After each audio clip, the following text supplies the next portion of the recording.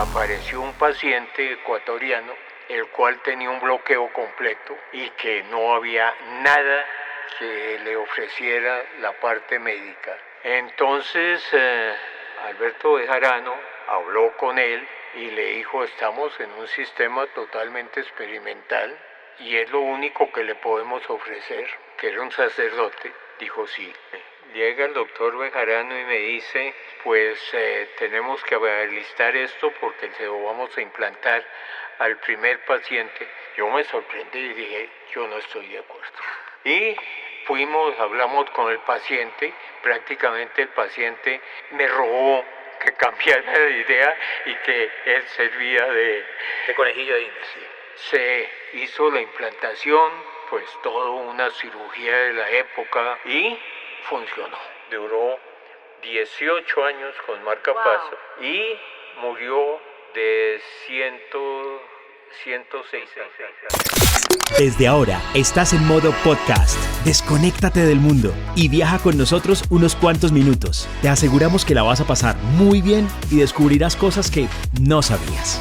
La Facultad de Ingeniería de la Universidad Distrital Francisco José de Caldas, Bogotá, Colombia, presenta Los Cuentos de la Distri. Las historias que van más allá del cuento. Conducen Luz Esperanza Borges y Fernando Palma. Bienvenidos. Es un gusto tenerlos de nuevo en un capítulo más, otra aventura más de los cuentos de la Distri, las historias que van más allá del cuento. Nosotros somos la Facultad de Ingeniería de la Universidad Distrital, desde Colombia, desde Bogotá. Ingeniera Luz Esperanza, bienvenida de nuevo. Gracias por escucharnos, por seguirnos y hoy realmente complacidos porque para el capítulo de hoy, Pasos de Gigante, como lo hemos denominado, tenemos un invitado maravilloso. Realmente nos sentimos absolutamente orgullosos, felices de tenerlo en este capítulo y de verdad que es una persona que en la Universidad Distrital queremos un montón.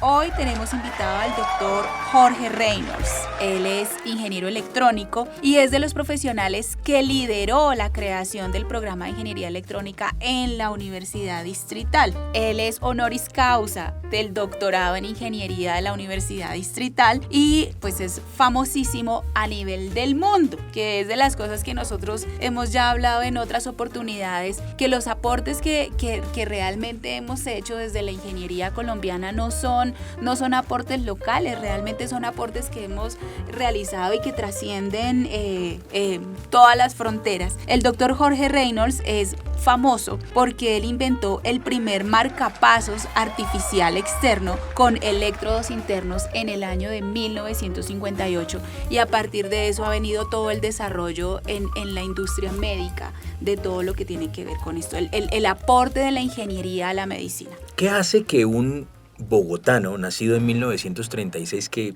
cuando terminaba la Segunda Guerra Mundial tenía 9 años y que cuando estaba llegando a la televisión a Colombia tenía 18, decida estudiar ingeniería electrónica? Sí, papá era inglés, vino aquí en los años 20 y era ingeniero de petróleos y le tocó el comienzo de la radio en Colombia.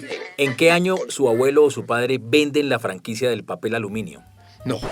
No tenemos nada que ver con el papel aluminio. Es importante porque es que es demasiado sonoro. Sí. Y se lo habrán preguntado Eso alguna sí vez. Que cuando me preguntan, digo yo, sí, es el mismo apellido, pero no tiene nada que ver. Eso fue un tío que por allá peleó con mi papá. Debió ser algo tal vez muy atrás. Está bien, muy bien. Bueno, pero quiero seguir en la historia, profesor Reynolds, y es, ¿qué hace que ese padre británico que llega a Colombia? Usted nace en Colombia, ¿verdad? Yo nací en Colombia. Usted nace en Colombia. ¿Madre colombiana? Madre colombiana. Bueno, muy bien. ¿Qué hace? ¿Cómo era esa vida familiar que a usted le empezó a gustar todo este tema? Pues yo nací entre tubos, bobinas, condensadores, todos estos elementos que eran básicos del radio y de los radioaficionados. Papá fue uno de los fundadores de esta liga, la Liga Colombiana, y con Ítalo Amore y una serie de personajes de la época crearon este elemento y ahí nace la radiodifusión en Colombia. Y entonces usted los escuchaba de niño hablar. Nací entre tubos, resistencias, y es decir, fui creciendo En la tecnología. en el colegio, de los varios colegios que estuve, pues consideraban que esos experimentos que yo hacía con radios y todo eso era, no era compatible con los estudios, sino que eran juegos. Okay. Póngase a estudiar, vago. Hay que estudiar, esos son juegos, y le comenzaban a uno, sí, y no vuelvo a traer esas cosas aquí Que lo distraen de la clase. al colegio. Entonces, pues mi carrera como ingeniero ya estaba definida prácticamente desde que nací. Tanto papá como mamá pues estuvieron de acuerdo que cuando yo terminara el colegio me fuera a estudiar a Inglaterra. Y así fue, me fui para Inglaterra. No había la carrera de electrónica, sino ingeniería civil. Luego pasé a ingeniería eléctrica y cuando ya tenía 4 años de estar en ingeniería, dijeron, se abre ingeniería electrónica. Los que quieran son 2 años más. Entonces Se movió a electrónica. yo pasé a la ingeniería electrónica. Y de esa manera, pues en Europa fuimos los primer grupo de ingenieros electrónicos que salimos. Ya en Estados Unidos ya había la carrera de ingeniería electrónica como tal. Y cuando llega a Colombia, ¿es que empieza el desarrollo del marcapaso o cómo arranca esto? Sí, pasan una serie de cosas curiosas. Colombia era un país muy lejano de todo lo que era tecnología, todas estas cosas. Y por casualidad conocí al doctor Fernando Rosas y él ya era un médico graduado joven, neurólogo, en que ya la electrónica comenzaba a verse sus posibles aplicaciones en medicina. Y él llegó a la Facultad de Medicina de la Nacional con todas estas ideas y entonces acabé yo trabajando en la Universidad Nacional en cosas muy pequeñas, pero le regalaron la Rockefeller una serie de equipos electrónicos, de tubos, y entonces me pusieron a trabajar con estos equipos y ahí comencé en 1958. Y de golpe me dice el doctor Paredes, que era el decano, unos amigos míos van a abrir una clínica del corazón en la cual les está llegando una serie de equipos iguales a los que tenemos aquí. Y están quién va a instalar esos equipos y todo eso. Entonces, ¿a usted le interesaría? Le dije sí. Entonces me presentó a los creadores de la Fundación Chayo y acabé yo medio tiempo en la Nacional y medio tiempo en esa Chayo que comenzaba. No te desconectes, pero retoma cuando quieras. Estás en modo podcast. Escuchas los cuentos de la Distri, las historias que van más allá del cuento. Yo le quiero hacer 2 preguntas claves de personas que no somos especialistas en el tema, pero tenemos mucha curiosidad, porque hemos escuchado esa bendita, porque es bendita, palabra de ese bendito aparato mucho tiempo. Para Dummies, ¿qué es un marcapasos? Bueno, estando yo en la Facultad de Medicina, aprendí que el corazón era un sistema eléctrico y que ya se sabía que era un sistema eléctrico. Ya la electrocardiografía entraba a ser uno de los sistemas diagnósticos importantes. Esto me pareció sumamente interesante. Y en la Chayo, principié en la Fundación Chayo, a ver que muchos de los pacientes que llegaban era por arritmias y que las arritmias son problemas eléctricos del corazón. Y entre una de esos problemas estaba los bloqueos completos y eso era prácticamente fatal. Se podía tratar con drogas, se impregnaba muy rápido el paciente y ya no hacía efecto hasta subir la dosis hasta que llegaba a un punto que era tóxica. Entonces yo me puse a pensar sobre la posibilidad de poder con electricidad reemplazar ese sistema eléctrico del corazón. Hablé con el doctor Alberto Bejarano y con el doctor Fernando Valencia, que eran los directores. Les conté, les pareció y me dijeron, ¿y qué idea tienes? Le dije, pues que hagamos unos ensayos con animales. Anterior a esto, en los Estados Unidos comenzaba a vislumbrarse la utilización de la electricidad para la creación de marcapasos y este trabajo pues principiamos a hacer ensayos, vimos que funcionaba y sorprendente apareció un paciente ecuatoriano el cual tenía un bloqueo completo y que no había nada que le ofreciera la parte médica, ya estaba impregnado con la droga y no se podía hacer absolutamente nada sino esperar que se muriera. Entonces Alberto Bejarano habló con él y le dijo, estamos en un sistema totalmente experimental y es lo único que le podemos ofrecer, que era un sacerdote, dijo sí. Y uno de los aparatos que habíamos hecho se acondicionó y se implantó. El primer marcapaso de electrodos implantados y la unidad externa. Eso funcionaba con una batería de automóvil. Y pesaba 45 kilogramos, ¿no? Más o menos. Lo acondicionamos en un carrito de los de oxígeno. Cuando me llega el doctor Bejarano y me dice, pues tenemos que alistar esto porque se lo vamos a implantar al primer paciente, yo me sorprendí y dije, yo no estoy de acuerdo. Entonces me dijo, estamos preparados. Camine, hablamos con el paciente. Y hablamos con el paciente, prácticamente el paciente me rogó que cambiara de idea y que él servía de conejillo de indias. Sí. Se hizo la implantación, pues toda una cirugía de la época. ¿Cuánto duró esa cirugía? Pues comenzamos como a las 4 de la tarde y prácticamente toda la noche. Y sobre todo pendientes cuando ya se hizo la implantación de los electrodos de que funcionara. Eso funcionara, claro. Y cuando se paran, ¿no? ¿Esto es a corazón abierto, como se le llama hoy? Sí, no, se abría tórax. ¿Se abre tórax? Se llegaba al pericardio, sí. Ahí se cosían los electrodos sobre el pericardio, al corazón, sí, directamente al corazón, pero eso era la toracotomía completa. Lo único que no se abre es el corazón. Sí, y funcionó.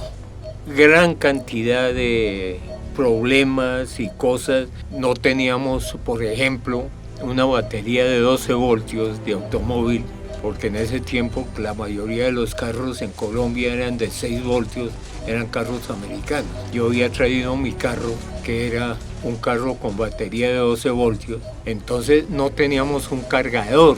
Todo esto, tragicómico. Total. Desde esos años, ¿quién tiene el cargador? Totalmente. Eso ha seguido. Exactamente. Es tragicomedia, es verdad, sí. Es cierto. Finalmente hicimos una cosa tan simple como un cargador de baterías. Comenzaron a pasar los días y el paciente pues se recuperó. Perdóneme un momento, ¿y las noticias? Tuvo que haber habido noticias, los medios y la vaina, ¿eso se filtró? No. Se mantuvo todo esto muy en silencio. A nivel del campo de la ciencia, de tecnológico, sí. Con los Estados Unidos, con Europa, pues casualmente hablar a ver qué nos podíamos qué nos podía ayudar en todo esto. Todas partes nos decían, no, nosotros no tenemos ninguna experiencia. Más bien, nos cuentan. Estemos en contacto para ver la experiencia que ustedes tienen allá. Esto es un caso muy importante. Finalmente, él duró 18 años con marcapasos. Wow. Claro, A medida que se fue desarrollando ya el transistor y todo esto era con tubos, se fue desarrollando, pues entonces se le fue cambiando el marcapaso y murió de 106 años. Un verdadero milagro para este sacerdote que usted hubiera Entonces aparecido. todo esto, pues aquí como que no le pararon muchas bolas, como decimos aquí los bogotanos. Pasó sin pena ni gloria. Sí. Como estamos en modo podcast, puedes conectarte en cualquier momento o continuar con nosotros. La Facultad de Ingeniería de la Universidad Distrital te está presentando Los Cuentos de la Distri, las historias que van más allá del cuento. Aquí viene la siguiente pregunta que tiene que ver, y es también para dummies, para los que no somos especialistas, pero ¿nos puede hacer un resumen para la audiencia de cómo ha evolucionado el formato, el tamaño de ese marcapasos Pues, desde ese hasta el de hoy? Hoy día el marcapaso que tenemos es un marcapaso del tamaño de un grano de arroz, la cuarta parte de un grano de arroz. Imagínese. Se ha implantado en seres vivos, pero no en humanos. Ah, ok. Y está en todo el proceso de patentes Ya. y de todo esto. Pero esto ya es la microelectrónica de la electrónica. ¿Y el anterior a ese que hoy está en funcionamiento para los pacientes? Pues tenemos ya marcapasos más o menos de este tamaño. 3 centímetros por 5, más o menos. Más o menos con que lo Como una bueno, tapa de un frasco de mermelada. más o Más o menos, sí. Ese es el tamaño. Ha evolucionado las baterías de litio, que son las que alimentan estos marcapasos y que son totalmente implantables. Ha revolucionado en que ya no es un marcapaso fijo, sino que se ajusta a las necesidades del paciente, si está corriendo, si está durmiendo.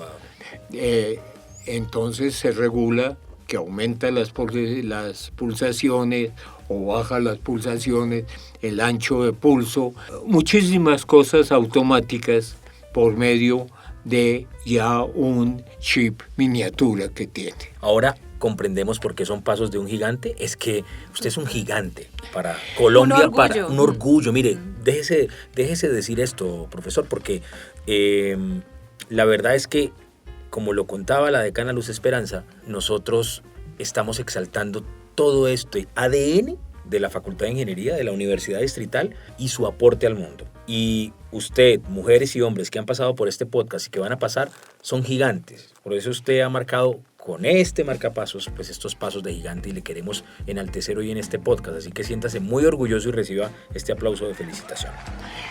Mi vida se convirtió más que todo en el corazón, que es un sistema totalmente eléctrico. Decana Luz Esperanza, ¿y cómo hace la Universidad Distrital y la Facultad de Ingeniería para tener a esta mega estrella de la ciencia, de la salud humana, como parte de la universidad? Sí, es que, como te decía, yo cuando llego a la universidad, pocos años después le entregan el doctorado honoris causa al doctor Reynolds y empecé a partir de esa época a buscar de la historia del doctor Reynolds y me empiezan a contar, no es que él es de los que nos aportó muchísimo en la creación aquí de la ingeniería electrónica, y empiezo a reconocer que hay una gran cantidad de profesores, de egresados, de empresarios que lo reconocen. Muchísimas, sí. Que sí, lo reconocen y lo exaltan y nos Y dicen, es que allá el doctor Reynolds en la Universidad alumnos Distrital. míos Total. que hicieron sus tesis Sí. de pregrado conmigo. De hecho, hay una línea muy fuerte en la Facultad de Ingeniería en este momento que va por la línea médica, que de hecho coincide con el podcast que trabajábamos con la profe Lilia Edith, que recuerdas, seguramente la recuerdas, la profe Lilia Edith Sí, Aparicio, que ella va por la línea de ingeniería con la parte médica, de telemedicina, todo el tema de la bioingeniería. Bueno, todo eso cómo vamos articulando por allí.